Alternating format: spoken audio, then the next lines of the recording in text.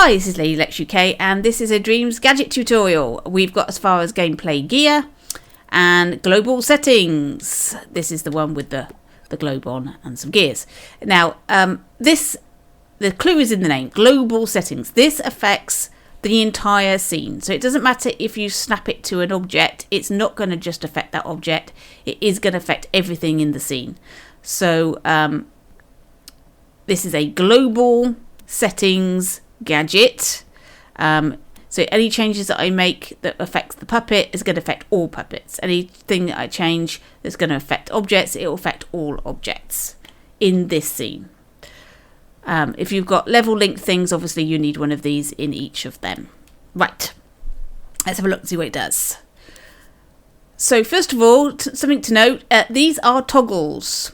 At the moment, they are set, all of these sliders are set to the default of the scene. This is what you will get. This is the levels that you will get by default.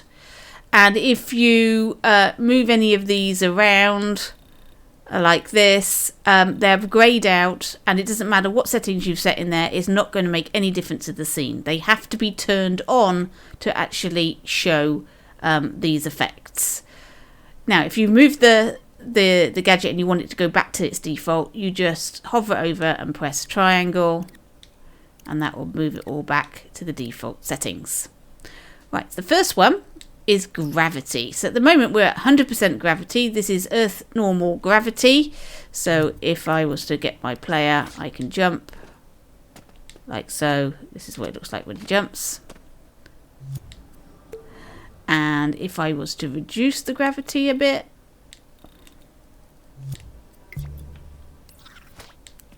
now when he jumps, it's like he's walking on the moon. So that's how you would reduce gravity. It will affect your puppet, how they move, etc.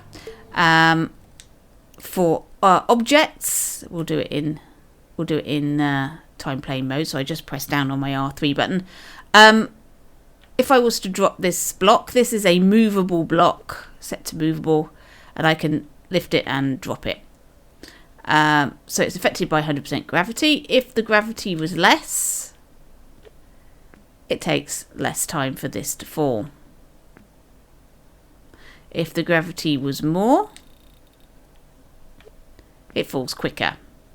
Now, this object here, I've set to be 3,421 kilograms.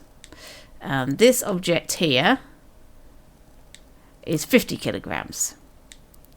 And it doesn't really matter what gravity you have set.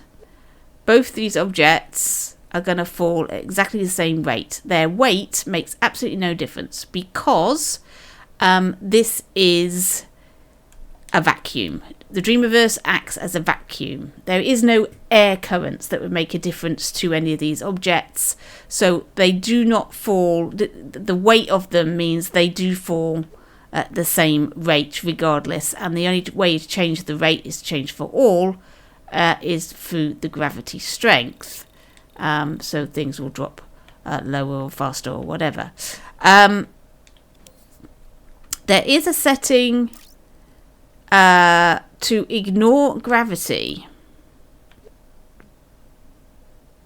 So you can make a floaty object. So you can make a balloon or something. It is possible to do it, and it'll ignore gravity.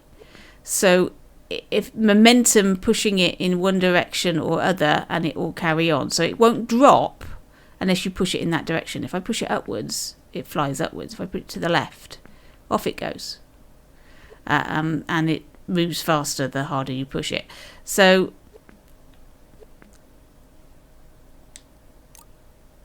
you can have objects ignore the gravity of the entire scene individually, but you can't control their individual gravity settings. So it's a bit of like all or nothing really.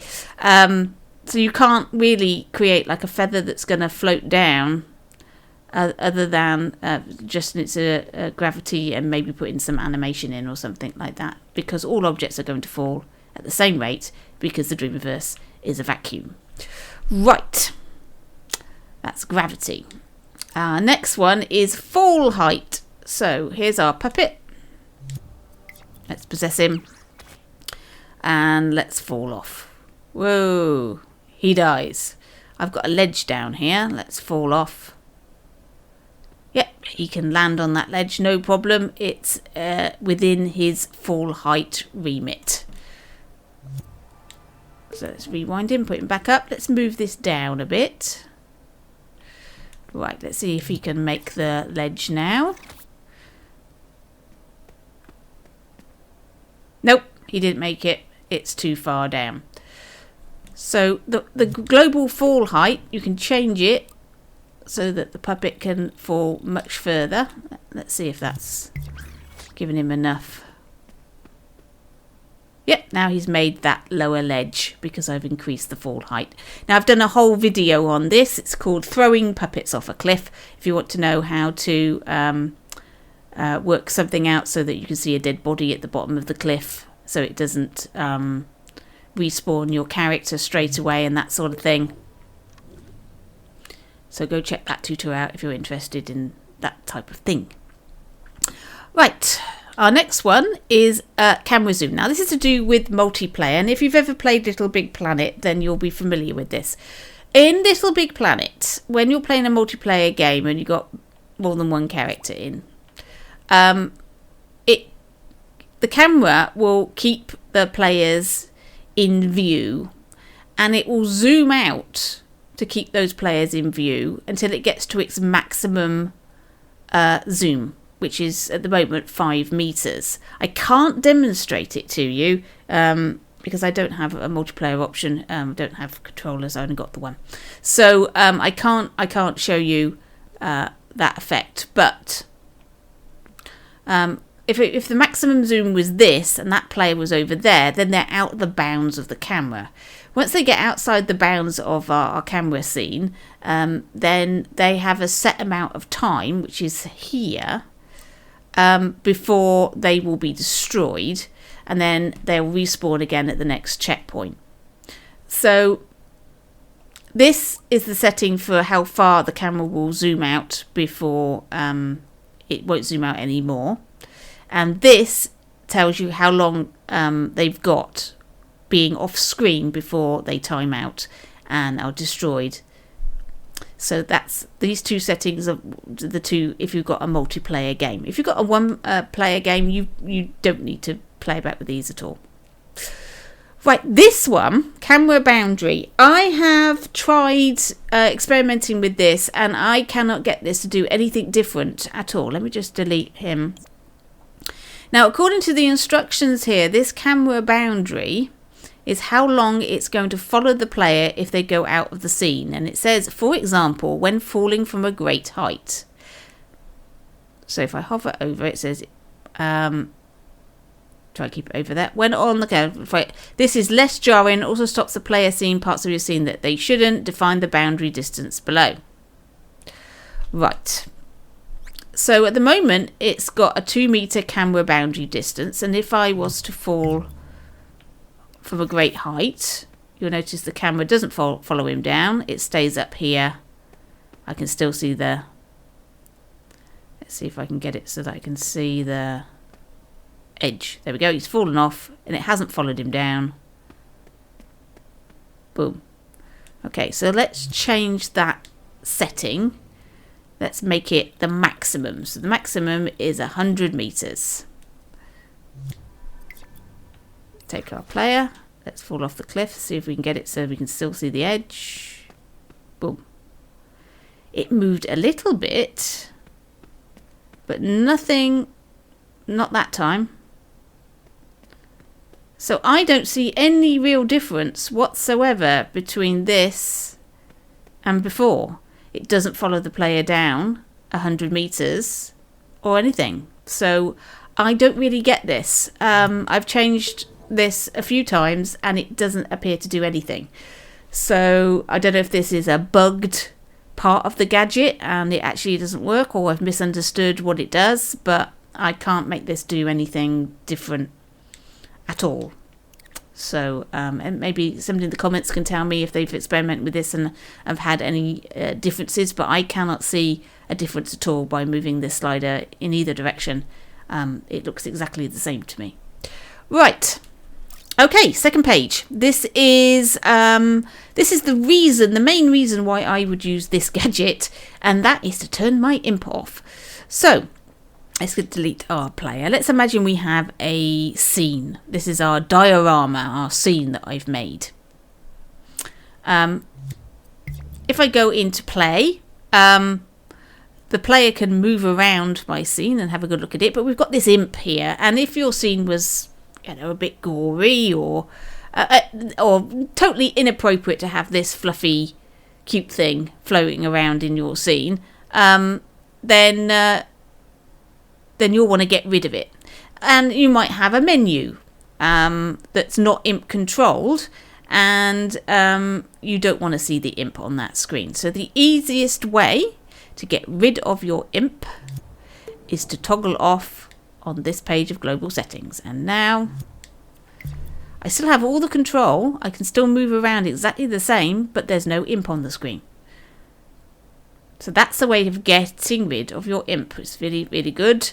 So if you've got a diorama or something that you want to show off with a free camera, this is the setting that you want.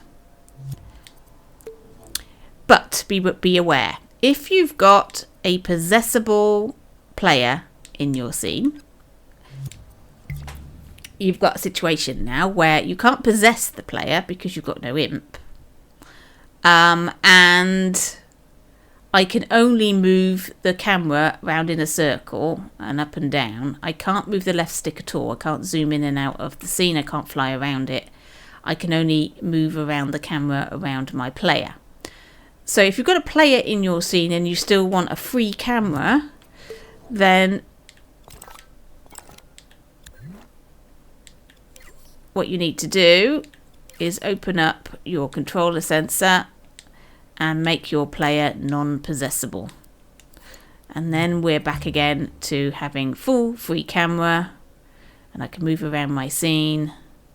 And that's true for any puppets. So if you've got any puppets in your scene that are possessable, you would have to turn all of them off in order for this to work. And I can't possess anything, and I have no imp, which is fantastic. So very useful. You want to turn imps off, there's the setting there. So don't worry about cameras or possessing objects or anything else that you might be trying previous. This is it. This is the gadget for you. Right. We'll turn the imp back on. This is how many maximum amount of players you can have in your game. It's set to default at 4, which is the maximum. So people with multiple controllers can enter your game, and you can set it to, say, 2-player games or whatever. There's no real need, I don't think, to set it to 1 if you've got a 1-player game, but for safety, if you want to, you can do that, and it will stop anybody from accidentally getting into your game and possessing characters that you don't want them to, or something like that. I don't know, but there we go. Maximum players, you can set it there, and there is inputs and outputs for this, so you can set the maximum number of players to different levels during the game if you want. So if your game was a sort of knockout competition, you could perhaps knock people out this way. I'm not sure, I haven't tried it, but there we go. That you can set it in game to how many players you can have at different rates during the game. This tells you how many players are actually in the game, and this outputs a number between 0 and 4. By the way, you can set this to 0. And by setting it to 0, I cannot move anything. I cannot move any controls. I can't do anything. So if you wanted a completely static scene with absolutely no inputs available from the player whatsoever, then you could set it to 0 like this. And the only thing the player can do is press the options button and come out. So that's an option for you. Anyway, back to this. The number of players, it just gives you an indication of how many players are actually in the game. And that's not players as in how many player characters. That's how many controllers have actually entered the game. That gives you a number. This is camera transform. This gives you the position of the camera as a series of coordinates. In order to use it, you'll need a splitter. So as you can see, it's got position, orientation and scale, which is the same as the tag. The tag also has a transform, very, very similar to this. And if you wanted to see the X, Y, Z coordinates of your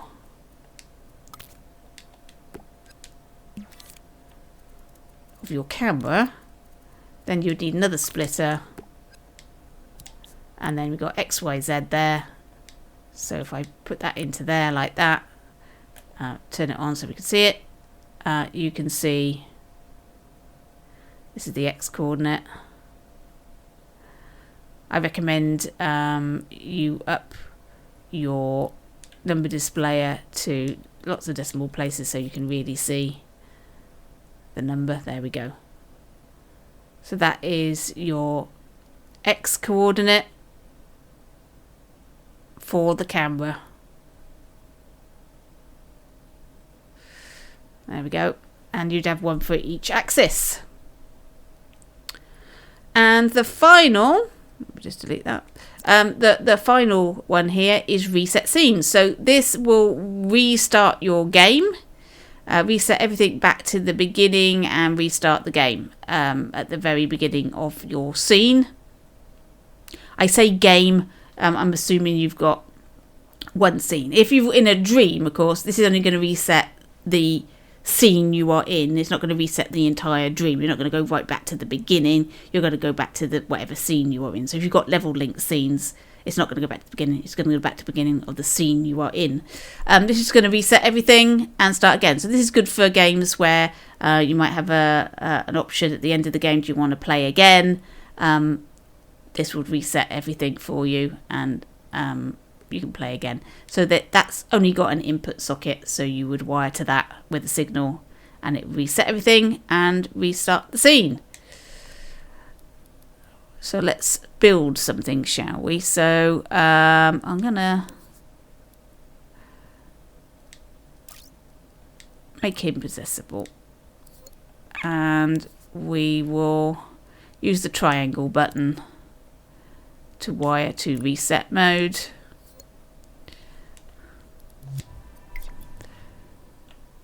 So we'll wander over here, and then I'll press the triangle button, and then everything resets and we go back to the beginning. And I'm not possessed.